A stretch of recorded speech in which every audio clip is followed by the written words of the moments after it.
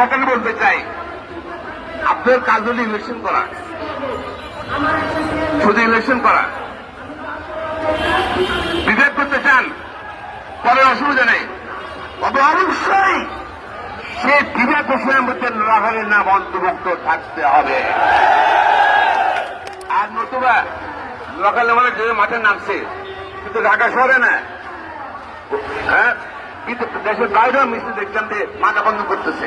হ্যাঁ, আপনার উপজেলা জেলা জেলায় করতেছে, ইউনিয়নে করতেছে, সারা পৃথিবীতে আন্দোলন করতেছে, সরাই গেছে আন্দোলন।